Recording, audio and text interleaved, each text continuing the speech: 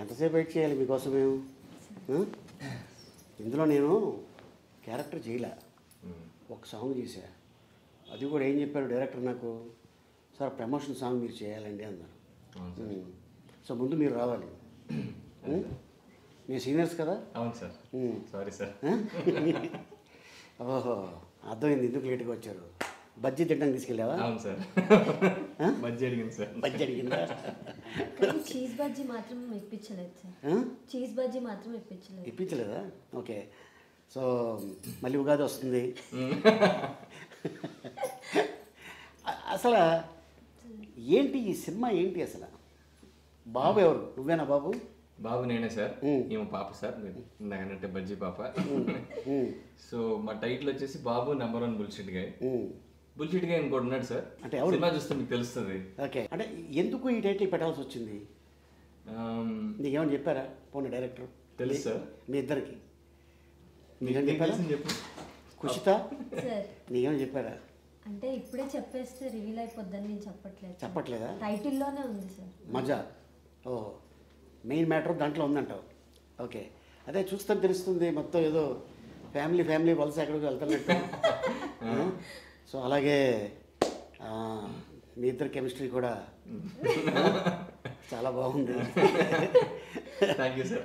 Okay, అంటే సెట్కి వచ్చేవారు నాకు కూడా తెలియదు ఇలాగ ప్రమోషన్ సాంగ్ అనేది. చాలామంది ఆర్టిస్టులు ఉన్నారు. ఓ అతను లుంగి కట్టుకుని అటు ఇటు తిరుగుతున్నాడు. అతనే సార్ బుల్షిట్. ఇంతకీ ఏంట్రా అంటే, నేను ఎవరు ఇతను నా అసిస్టెంట్ వచ్చి, సార్ అతను ఎవరండి లుంగి కట్టుకుని అటు ఇటు తిరుగుతున్నాడు, ఎవరండి ఆయన అంటే, నేను సపోజ్ ఏమైనా డాన్స్ మాస్టర్ తమిళనాడు నుంచి వచ్చాడు కదా, ఆయనతో పాటు ఏమైనా వచ్చాడేమో అనుకున్నా. ఓ రకంగా ఉన్నాడు, గిడ్డం హెయిర్ ఇక్కడ దాకా, మనిషిని కొద్దిగా తేడాగా ఉన్నాడు. తర్వాత నాకు మ్యాటర్ చెప్పాడు అదే రోజున మా షార్ట్కి వెళ్ళకముందు. సో ఇలాగ సార్ ఇది, కానీ ఒక మంచి పాయింట్ తనకి ఐడియా రావటం, అది చేయటం అనేది నాకు అనిపించింది. అది నువ్వే అంటావు కదా ఆ డైలాగు. ఏం సార్? అరే బుల్షిట్, పెద్ద బుల్షిట్ రా అంటే దాని అర్థం ఏంటి అంటే, తను అడుగుతాడు పాపం, నువ్వేం చెప్పావు దానికి? చాలా గొప్పోడ్రా అంటాను. చాలా గొప్పోడ్రా అనగానే తను అంటాడు, మీరు కూడా బుల్షిట్ అంటాడు. ఓకే, సో బాబు రివర్స్ అన్నాను సార్, బట్ అది లాస్ట్కి అట్లానే అయిపోతుంది. అది అట్లాగనే అవుతుంది.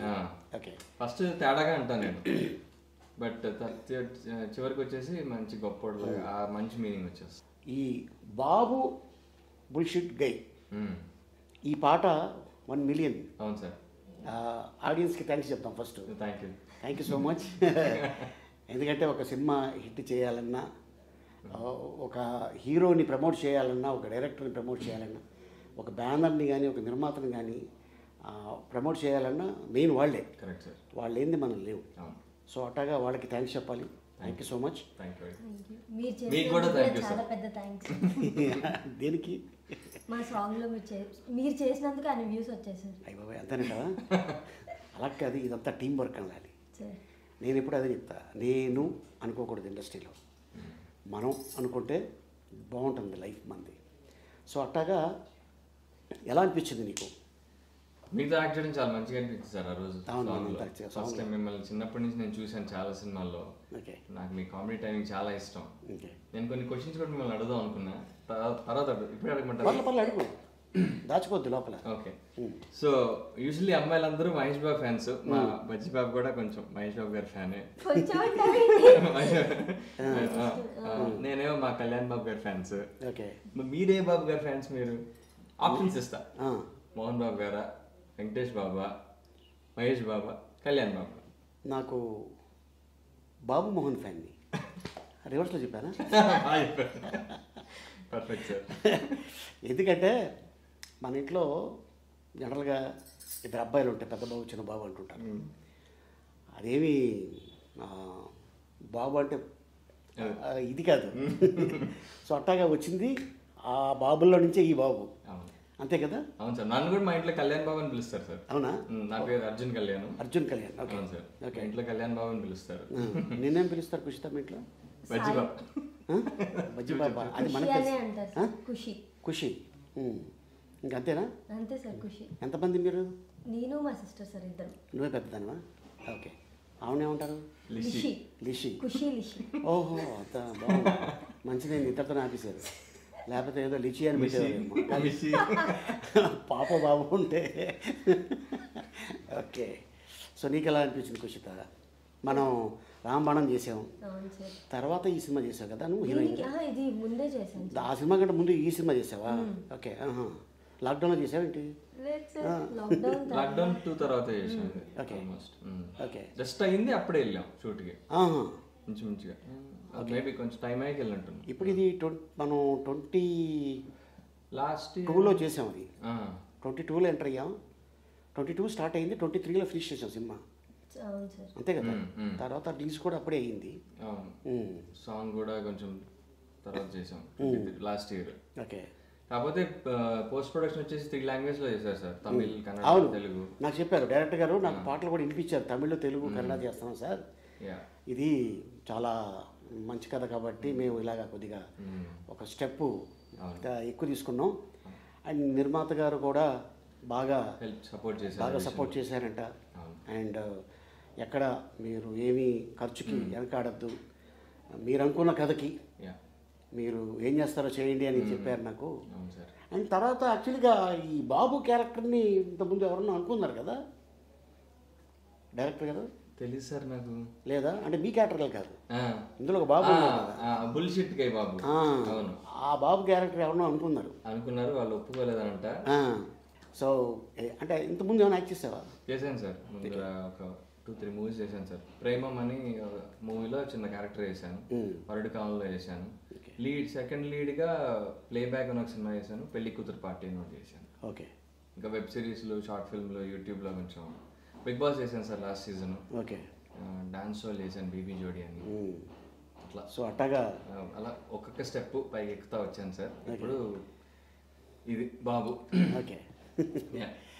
సో బాబు షూటింగ్ స్టార్ట్ అయ్యింది, పిక్చర్ కూడా ఫినిష్ అయింది, రిలీజ్కి రెడీగా ఉంది. సో మేబీ ఎనీ టైం ఏ డేట్ అయినా అనౌన్స్ చేయొచ్చు. సో ఈ డైరెక్టర్ గారితో వర్క్ చేస్తున్నప్పుడు నీకు ఎలా అనిపించింది? యాజ్ ఏ డైరెక్టర్గా, యాక్టర్గా నేను కాకుండా రకరకాలుగా అనిపించింది సార్. షూట్ స్టార్టింగ్లో ఒకలా అనిపించింది, అయ్యాక ఒకలా అనిపించింది, ఇప్పుడు ఇంకోలా అనిపిస్తుంది. ఓకే.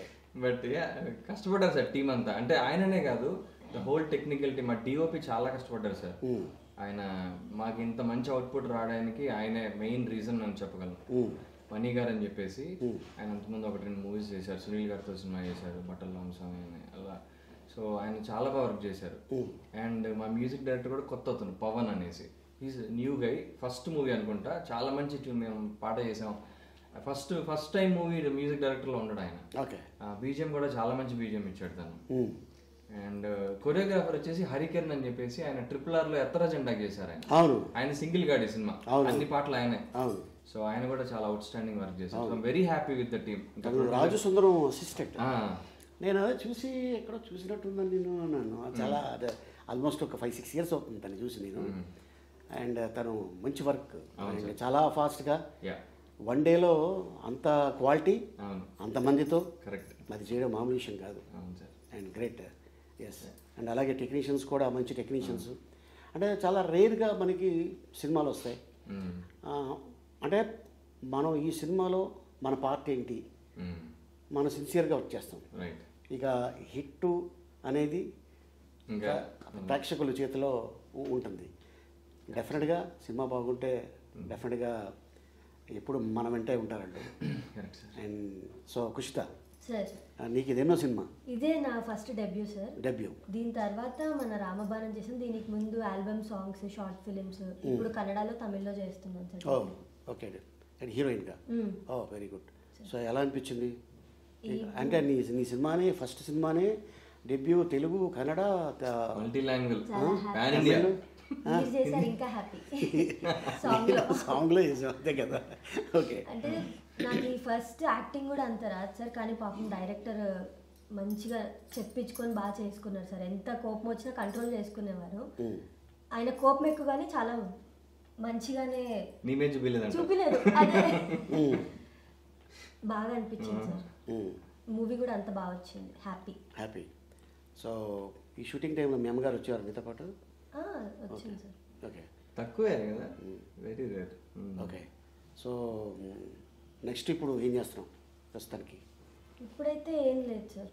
ఫస్ట్ షెడ్యూల్ అయిపోయింది కన్నడ తమిళ్, సెకండ్ షెడ్యూల్కి వెయిట్ చేస్తున్నాను. ఎలా ఉంది అక్కడికి ఇక్కడికి ఫీల్డ్?